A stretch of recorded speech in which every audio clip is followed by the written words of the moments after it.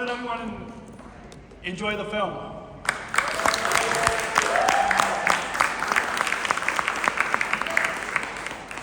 So, as I said at the beginning, my name is Daniel Smrokowski, and I'm a Sargent Shriver International Global Messenger from North America region, and I'm honored to have been an advisor on this film, All You Hear Is Noise, and to be able to provide valuable feedback to Ned and Matt, the directors of the film, has been a really rewarding experience. Because it was important to Ned and Matt to have advisors from the intellectual disability community, because to tell a story like this, they wanted to avoid problematic language and stereotypes of people like Trent and myself and the millions of athletes across the globe. So who better to tell the stories of those of us with intellectual disabilities than those of us with ID. So they really wanted to make sure that the stories are accurate portrayal of the ID community. And so I'm honored, and we have with us two people involved in the film. I'm gonna start on my left, your right, I think, and with Taylor Baker, with helping to produce the film. And hi, everybody. Thanks for watching the film today. It's great to have you here. Thank you.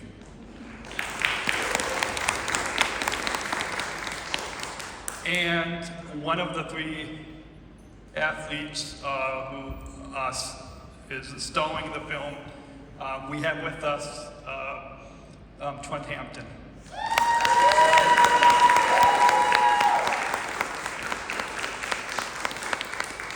So let's dive into talking about the film that we just watched. We're going to begin with you, Trent. Why did you agree to be in this film? I wanted to be a part of this film because it was an experience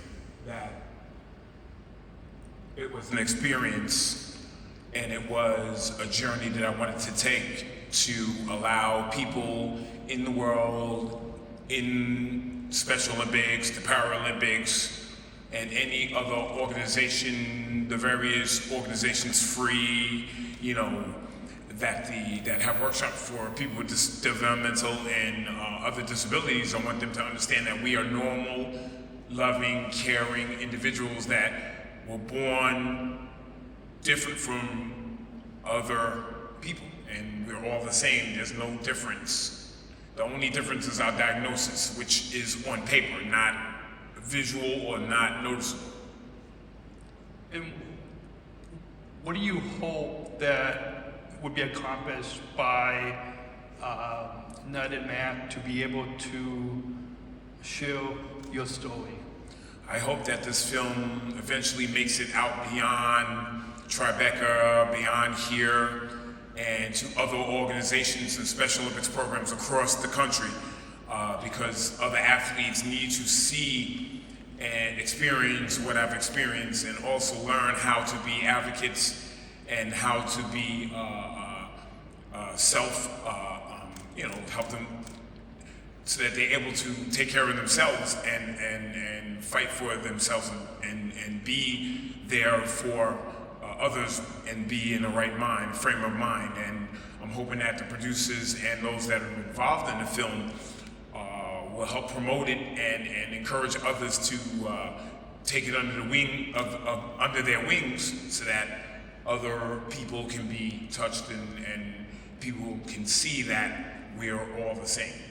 Yeah, absolutely. I think we really want not just all of us in a Special Olympics movement to see this film, but outside in the community, so people can see what we're able to do.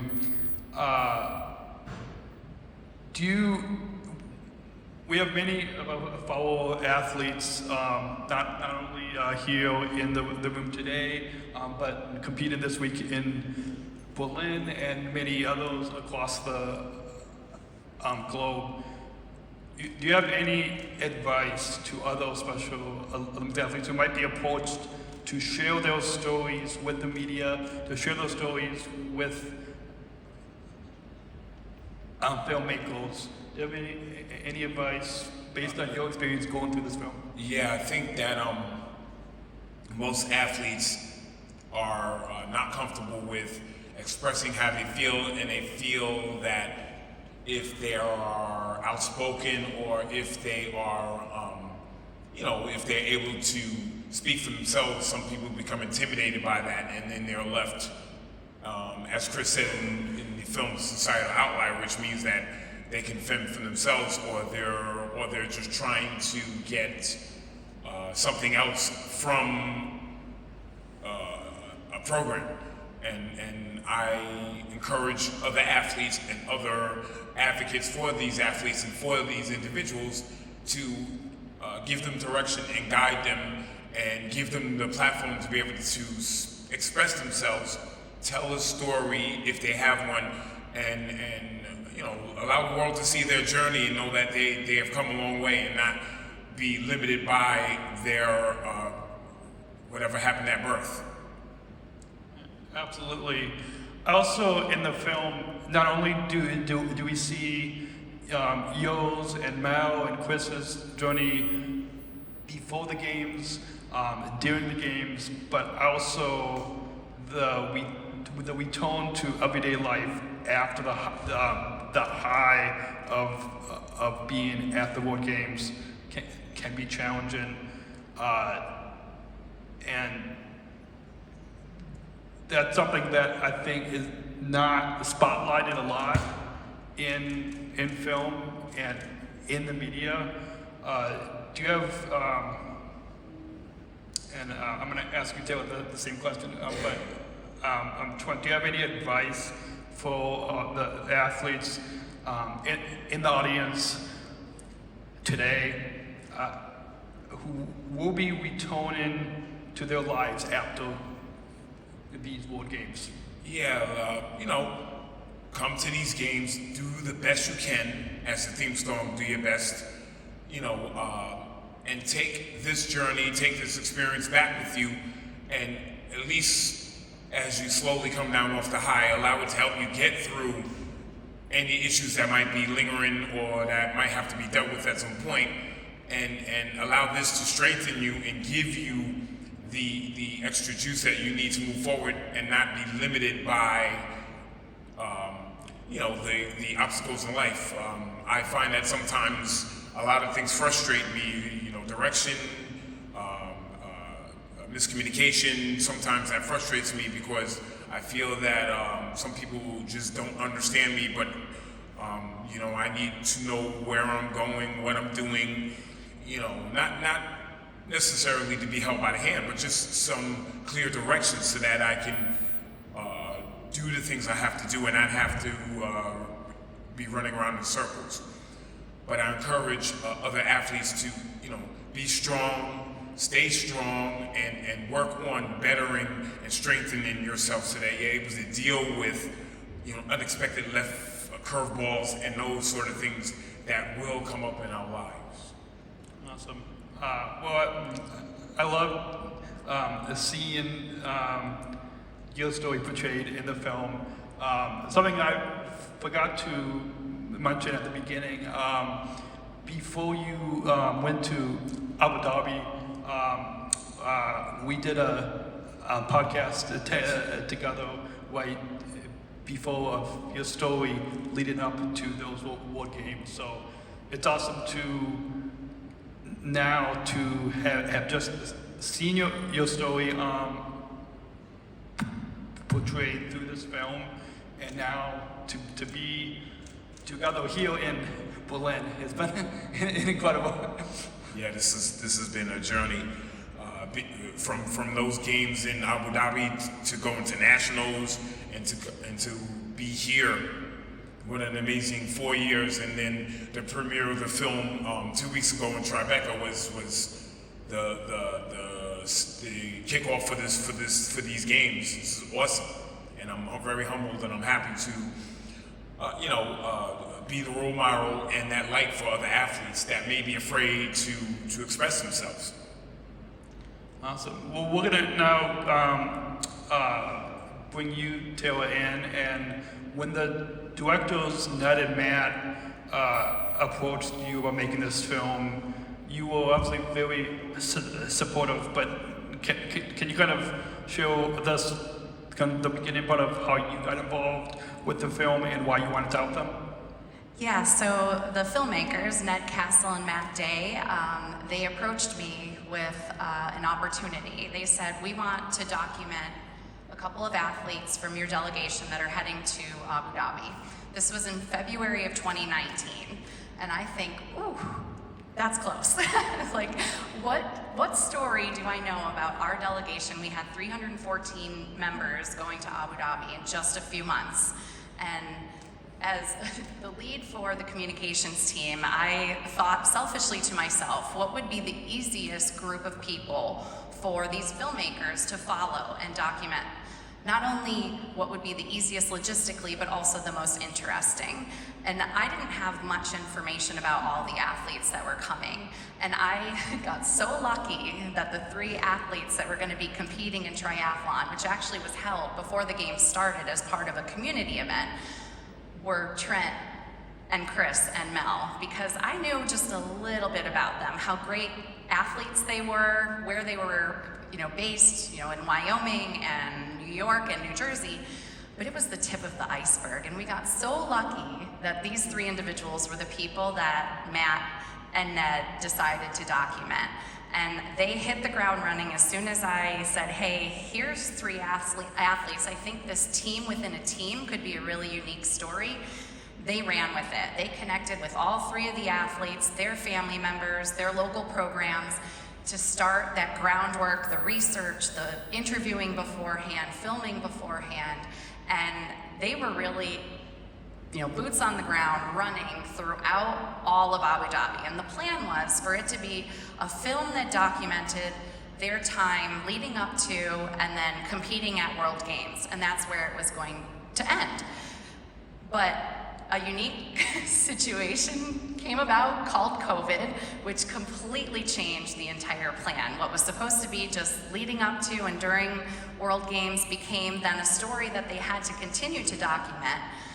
And I think it's important to note that these filmmakers are independent filmmakers. Special Olympics did not provide any funding to support their journey. They paid for their flights over to Abu Dhabi, their hotels, their food there. They were self-funding this film.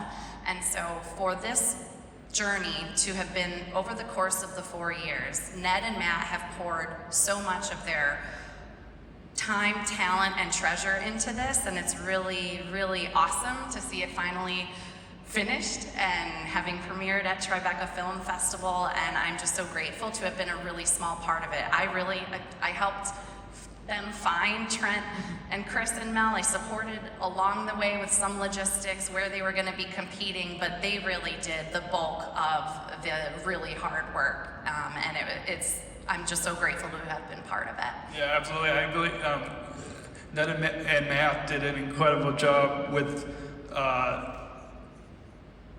the entire film and in crafting the story, and then working with advisory team to really make sure that your story and Mel and Chris's was told in the best light possible. As a person that has worked in the role previously with Sona's marketing and communications. Can you tasked with helping to tell the story of the Special Olympics movement? How do you see this film fitting into that story now that it premiered at the Tribeca Film Festival, now that we've screened it here in Berlin? Now, moving forward, how do you see that this film kind of fits to tell the story of the movement? That's a great question. You know, it's really important that we get this movie out there and for as many eyeballs to see it, because at times we talk about this Special Olympics bubble, that we're talking to ourselves. We have our awesome, you know, grassroots movement that really has really deep roots, but we can't always cut through your traditional media. And I think movies and documentaries and short features, long features like this can be the way that we get outside of our Special Olympics bubble. We can get into traditional coverage of media, and this film is one of those opportunities to do so. The hope and goal now that the film has premiered at Tribeca Film Festival in New York, it's premiered here now too. The next goal is that it will be picked up by a major streaming service so that people, whomever, you know, whatever platform might pick it up, that we can get this film to even more people. And then Ned and Matt also have a plan for a major social media campaign and a way to educate people through using the film about some of the things that the film discusses, whether it's, you know, social inclusion, it's employing people with disabilities, or, you know, how to get involved as a volunteer coach, things of that nature. And that's, you know, the beauty of this film is that it gives us an opportunity that's not necessarily, you know, directly connected to the movement, but outside of the movement, to grow this movement even more. Awesome, yeah. So I believe we definitely want all of you here today to tell your friends, tell your family about this film, so we can get it out to.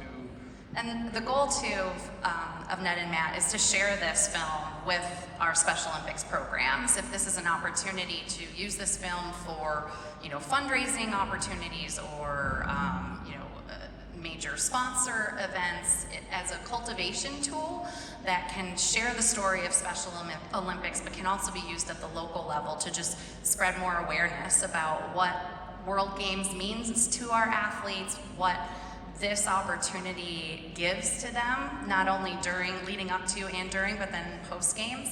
And you know, it's just another way that we can spread our message even further to more people. Absolutely. We got two final questions that we're gonna wrap up, and that is, Trent, did you want to comment on it? Yeah, just one quick comment. Athletes that are here and coaches, please feel free to share as we approach the second half of the games. You know, as you go to your venue, speak to the athletes and let them know your experience, and you know, let them know that, you know, you have athletes that are involved in community events and athletes that do things and promote social inclusion, you know, such as this event right here. Let them, you know, speak to your other athletes and delegations and let them know what you experienced and talk it up. Hey Daniel, I have a question for you actually, because we didn't really get to, sorry, I'm taking over the mic for a second, putting you on the spot, it's only fair. What was it like for you to be an advisor on the film? Because that's, you know, I think a unique piece of this is how authentic Ned and Matt were in their approach to this film, and how many people from the disability community they involved in the process to make sure it was as authentic as possible. What was your experience like? And the host of my podcast too. Yeah, it's been an incredible experience to work with Ned and Matt, and to make sure that the stories of us athletes, that they tell it in a positive light, and to be able to review different cuts of the film, to review different scenes, to be able to bring up different topics and scenes that were challenging, some scenes that didn't really make sense, and so that way they better gonna understood from all athlete perspective of how they can best portray. Because going back to what you said, as we have more special elite programs to be able to screen this film and to be used as film, we want to put in that I and the others on the advisory team from the ID community to best give them feedback on on the stories that were told. Trent, what did it feel like to see yourself up on screen? It's got to be a little surreal, right? Yeah, this was awesome. Couldn't believe how, I go to the movies, but these screens are huge, and it's like, wow, you can't believe that's that, and then when Good Morning America was involved and it was in Times Square, it was like, wow. And I go to Times Square all the time. I even do yoga in Times Square, and just to look up and see that, I'm like, that was huge. Well, your muscles look even bigger in person than they do on screen, so you're doing something right. Good job. That's funny. So, moving forward, Tara, how do you see the opportunities to grow and evolve how we talk about the movement and athletes to help people outside of the movement have a more complete understanding of our experience?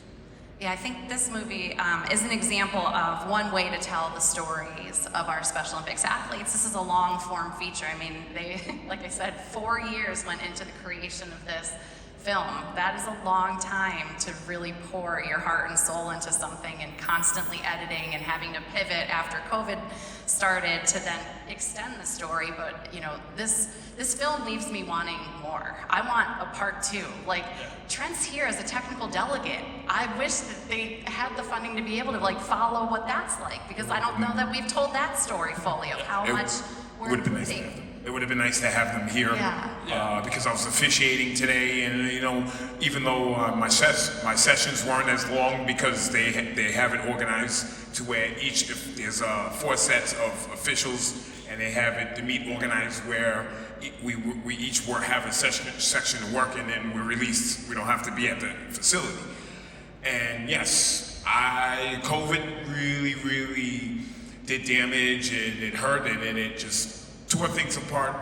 And now it makes me want to really take the first step, get this first part of the film out, get support on it, get people to get behind us and help us move forward, and then see if we can have maybe a second or a sequel or something.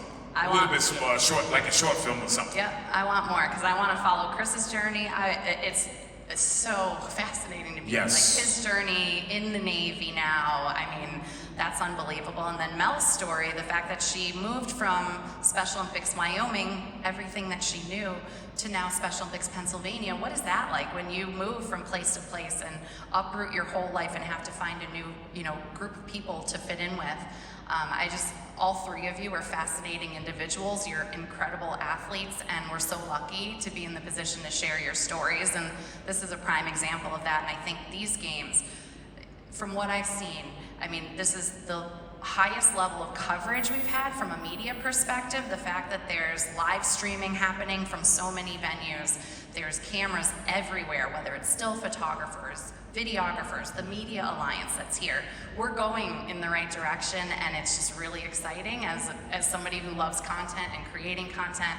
And the beauty about Special Olympics is every person involved with this organization has a story, whether it's incredible athletes, their athletic feats, the leadership that you guys exude, the incredible examples that you set for not only yourselves, but people without intellectual disabilities, the volunteers, the coaches, the family members. It is a treasure trove of stories.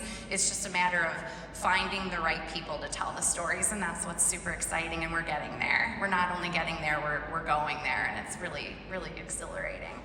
Absolutely. Yeah, absolutely. I definitely agree. We're going to conclude with one final question. It relates to the title of the film, All You Hear Is Noise. Have you both comment on what the title All You Hear Is Noise means to you as we talk about the impact of the film. Well, this title, Christopher Robert Wines of Hamilton, New Jersey, one day, first of all, he's a man, he's not a boy no more, you know, and I can't believe how he grew so much, he matured so much, he's even smarter than he was before. This title came from what he was talking to me on the side a little bit and with Pat about being a societal outlier and explaining what it is to hear all the chatter, everybody's in their own little group and they chop, and then he's, you know, like you saw Mel at the barbecue sitting on the side wondering what are they talking about, why are they ignoring me, all because she didn't want to have a beer, so they figured well, she doesn't like to drink, so, you know, I don't like to see that. To me, this title means that, you know, sometimes, you know, all that chatter is noise, all of that back talk, the teasing, that's all noise to me. It's like, right, it's like, I don't know if you ever go cycling and it's all wind and everything, and you hear the wind go through the bike because it's aluminum. That's what I hear. You know, when I hear people making fun of people and all, I don't like that. I never did it, and I don't want it done to me or anybody else, and I won't tolerate that. So that's what that title means for me.